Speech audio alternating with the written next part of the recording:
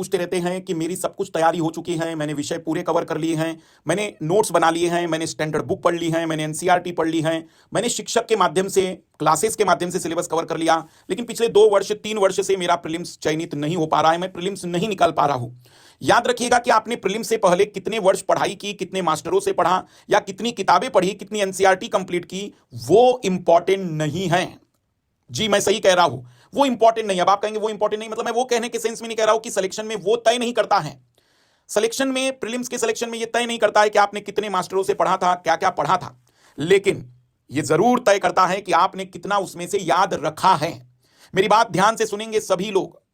Prelims जब आप 2 घंटे का पेपर देने जाते हैं तो उस 2 घंटे में यह महत्व नहीं रखता है कि आप पिछले कितने वर्षों से कितने मास्टर, कितने एजुकेटर, कितने शिक्षक, कितनी किताबें पढ़कर आए हैं, पर यह जरूर इंपॉर्टेंट याद रखिएगा कि यह पॉइंट जरूर मायने रखता है कि उस 2 घंटे में कितनी बातें याद आ पाई, कितनी बातें आप रिकॉल कर पाए, कितनी बातें आप उस क्वेश्चन को पढ़कर याद आ पाई। मेरी बात आप समझ पा रहे हैं कि आपको क्वेश्चन को रीड करते समय, क्वेश्चन को सॉल्व करते समय कौन सी बातें याद आई, कौन से फैक्ट याद आए। अगर यह याद नहीं आ रहा है मतलब आपने तैयारी नहीं की है, यह आपका भ्रम है। और अगर आपको अच्छे से याद आ रहा है मतलब आप उस विषय में, उस प्रश्न की तैयारी कर चुके हैं। मैं आपको पुनः याद दिलाना चाहता हूं कि प्रीलिम्स की परीक्षा में चयनित होने के लिए आपका रिवीजन, आपने जितने मास्टरों से पढ़ा, जितनी बुक पढ़ी, जितनी किताबें पढ़ी हैं, जितनी एनसीईआरटी पढ़ी हैं, जितना करंट अफेयर पढ़ा है, अगर आप इसका रिवीजन नहीं कर पाए हैं, अगर आप इसको दोहरा नहीं पाए हैं, तो यकीन मानिएगा वो सब कुछ शून्य है। वो हमने टाइम पास करने के लिए नोट्स बनाए थे, लोगों को दिखाने के लिए कॉपियां भर दी थी, घर वालों को यकीन दिलाने के लिए हमने वो क्वेश्चन और हमने वो क्लासेस ली थी, ताकि लोगों को लगे, घर वालों को लगे कि हम पढ़ रहे हैं। लेकिन वास्तविक रूप में चयन के लिए उसके बाद की दूसरी कड़ी बहुत जरूरी है, और वो है रिवीजन। बहुत से विद्यार्थी इस दूसरी कड़ी को समझ ही नहीं रहे हैं।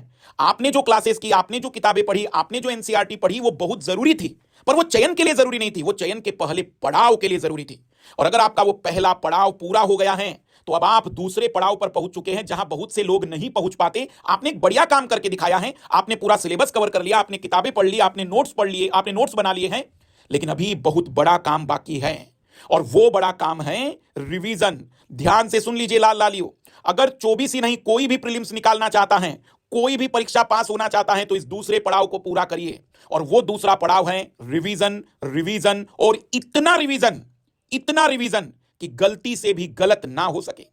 आप जितना रिवीजन करेंगे आपका कॉन्फिडेंस बढ़ेगा, चीजें जितनी याद होती जाएगी आपका अपने ऊपर भरोसा बढ़ेगा, आप चयन के करीब होते जाएंगे।